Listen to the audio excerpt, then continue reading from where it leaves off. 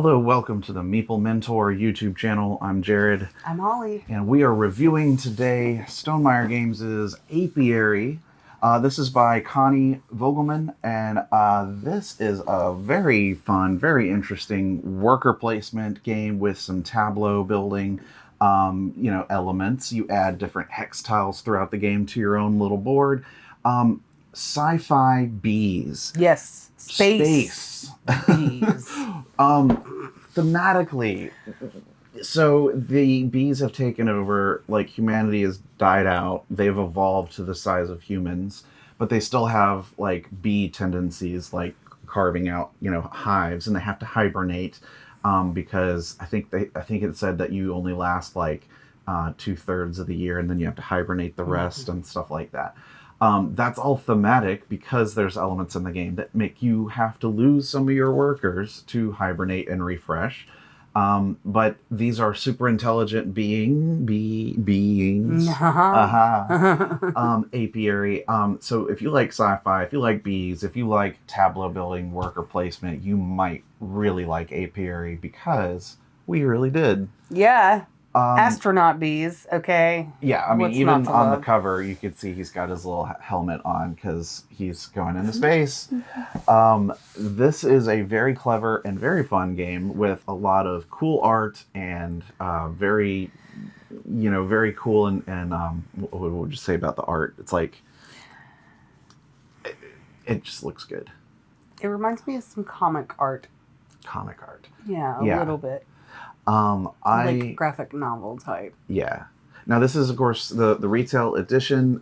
You have these workers that are four-sided, little, not meeples really, but they're kind of like plasticky. They're drones. Yeah, they're meeple drones, and the four sides dictate, whenever side face up is what their current strength is or their power, and that affects on the board like what strength of action that you perform when you go to some of these locations.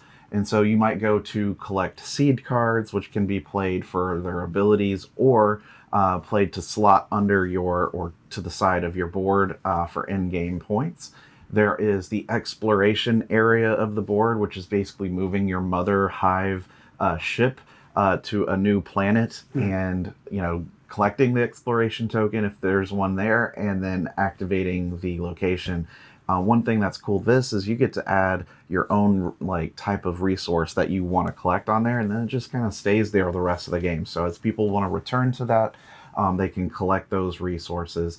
And then if there's more spaces for it, every new player, every time someone triggers it, they can add another resource until it's full. So these slowly get very full of ways to collect. You get fiber, water, there's wax, honey, and what was the other one? Pollen. The pollen, fiber, and water are the most basic ones, easiest to get, and then the wax, and then the honey is probably the hardest. Those are more a combination of the others. Yeah, you end up having to kind of convert some of those. Although you do have a few tiles, I think maybe recruit tiles that allow you to gain some honey or some wax when you do certain things, something to that effect. Exactly. So that brings me to, there is a section on the board where you can gain new tiles added to your board, which starts out with like a unique starter tile with maybe some starting abilities or starting goals, and then you build out from there on your own map. Yeah, it's your hive. Absolutely. And you can expand out. If you do complete all the spaces on your starting map, then you get like a bonus 8 points. But there's also ways to get an additional set of four hexes that add to your map, and you can keep adding those. And each one of those that fills up at the end of the game gives you another 8 points. So you're incentivized to do everything and to max it out as much as possible. But the hex tiles that you can pick up could be those recruiting tiles, which basically give you an upgraded ability on certain actions. So from then forward, whenever you take an action, it lets you do one additional thing or a stronger version of that action, or saves you a cost. Then there's also the farm tiles, which are especially useful early game because it allows you to hold more resources. Also, upon hibernating, some of them gain you resources, points. Some of them let you get a bee. Yep. Well, actually, I think it's just whenever you retrieve them. For each bee that you retrieve back, I think is when you get to Oh activate yeah, I a kept different farm. misunderstanding that one. But speaking of hibernation, your bees will slowly get stronger. But that also means that when you have the power 4 bee out there on the board and retrieve them, instead of going to a potential 5, they will hibernate. So they leave your supply, and you place a hibernation token on the board on one of the hibernation token areas that you can collect an instant benefit for. But at the end of the game, whoever has the most tokens in each of these different sections will also score some additional points. Those are also an in-game tracker. Yes. So I think once 2 of them are filled, or all of them? Two of them. Yeah. 2 of them per 3 player. Different player count adjustable. And there are different board sides for player count. No, it might be all of them.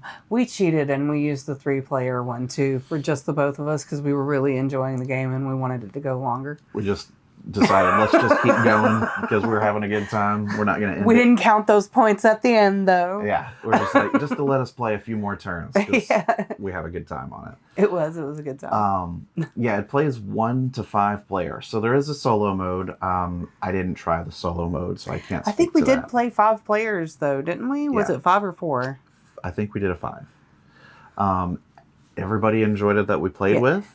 There was requests to say, let's play it again next week, which doesn't always happen with when we bring out a new game to play. That it's usually, all right, what's the next one we're going to try? In this case, they played Apiary, and they're like, can we play that again next time? And it's like, that means this is a hit. So yes, there's also these development tiles, which kind of you spend wax on, and then it will give you instant abilities or instant effects. And then there's an area on the board that lets you convert those resources. And also, if you use a Power 4 worker there, you get to establish a new dance, a bee dance. Basically, it's one of the possible conversions to turn this into that and to get something else. So this is how you can get a lot of honey or other points. You can pick whatever you want. Like a pollen and a honey equals a wax. Yep. One thing I do like about that is if you establish a dance and someone else uses it later in the game, you get points. Also, there's this neat feature called the Queen's Favor track. Yeah. It can be triggered by things like seed cards, the Farms. exploration, the farms. And if you can't hold resources because there's limited spaces, those Yes. resources turn in That's right. and convert into Queen's Favor. And you can spend Queen's Favor for certain things, but at the end of the game, there are points markers on the Queen's Favor track, which can get you some points too. Yep. So as you move on that track, you can kind of look for how many points you're going to be seeing at the end, which is awesome. Speaking of in-game points, the last kind of tile that you want to collect, which is the most expensive, it costs honey. So you might be spending 1 to 4 honey to collect these in-game scoring tiles called carvings, which are, just kind of things that go in the hive. Those are fun. They are great ways to score in-game points, and then honey itself, I believe, adds to points too. Isn't that right? Yes, I think so. I believe also wax. I think it's just the basics that don't. There's a lot of lend to ways to get pointage. points, especially throughout and at the end of the game, which makes this really fun and intriguing. And again, it's one that once you play once, you want to play it again, maybe with a different faction board or starter tile and all that, and then try a different strategy, because there are a lot of ways that you can play this game and maximize combos. So if you like comboing things, like this is a good one for that. Yeah. It's good. I think all around we had a dig good it. time. Was there anything that was like negative that you thought about with Apiary? Not that I can think of. I mean, I think I had a really good time. Right on. Yeah. Well, it's good thank you, stuff. Stonemaier Games, for sending us a copy of Apiary. We really enjoyed it. Highly recommend it if you guys are looking for a new, fun sci-fi but fun worker placement game where you can do combos and tableau build. It's very cute, but it's just fun. Mostly just a great game. I agree. It's good. So check it out. That's our thoughts. Let us know what you think in the comments below. Make sure to subscribe and check out some more of our reviews and tutorial videos for various games. And of course, check out the book that I wrote called Push Your Luck, the Board Game Dictionary. If you want to learn more about the terminology and things related to the jargon found around board gaming, link in the description. You can find it on Amazon or Top Shelf Gamer. But yeah, thanks for watching this video. Stick around for more. I've been Jared. I'm Holly. I'll see you next time. Bye-bye.